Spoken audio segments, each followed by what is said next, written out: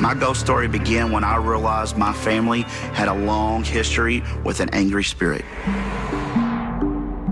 The Harrodsburg Herald building actually started out as a hotel in the 1800s, and in 1951, the Harrodsburg Herald newspaper bought the location, and they are there still today. I have family history with the Harrodsburg Herald because my family is from Harrodsburg, Kentucky, where the warehouse is located. Used to sit a tavern, and in the early 1900s during Prohibition, my family tried to shut this tavern down. And the owner of the tavern, Richard, and my family, they kind of conflicted, kind of like the old Hatfield and McCoy feud. The Harrodsburg Herald gave us a phone call and told us about the activity that was going on inside the building. There were lights being turned on after the building had been locked up for the evening. Printing presses were being turned on all by themselves. Doors were slamming and closing on their own. There were reports by female workers that their hair was being tugged, and it was starting to draw a lot of concern. That's why they called us to investigate and see exactly what was going on the location. Jeff Sanford is a good friend of mine. You know, I didn't really believe in the paranormal all that much. Even though I did have an interest in it, I was just purely a skeptic that night. He didn't think he was going to see anything. He didn't think anything was going to happen at all. When we arrived at the Harrodsburg Herald, it was at night. The atmosphere, you could almost cut it with a knife. It was so thick. You could just feel the presence of something in the building. And it was almost a feeling of like it didn't want us there.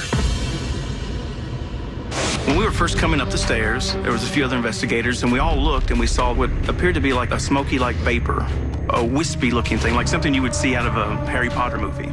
It was near a door. One of the investigators decided to take a few pictures. You know, the first thing I noticed when I looked at that, you can see a head and shoulders and what looked like an arm. It was one of those things that just chilled you because, I mean, that's what we saw. When I saw the picture for the first time, I was excited because we had actually caught something on film, a ghostly mist of a female apparition in the doorway. We had validation that there really was something in this building.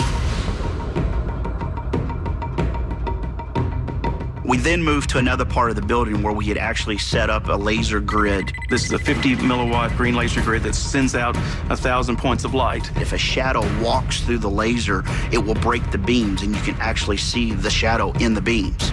We were all spread out, and we were seeing the shadow just instantly walking up and down the shelves in between the aisles, but none of us could really figure out, you know, where this was coming from. And then very distinctly, as I'm sitting there, I look out of the corner of my eye. The only way to describe it is this big black shadowy mass. It was about 6 feet tall. It just goes left to right, and my first thought was, you know, wow, did you guys just see that? And to my amazement, we actually caught it on film.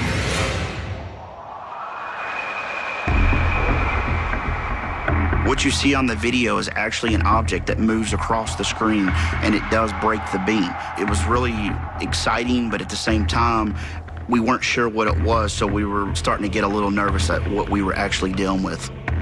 So I was reviewing the video of the shadow that we'd caught going through the laser grid. I also noticed that in one particular frame that looked like it was going from right to left was a bluish ball of light.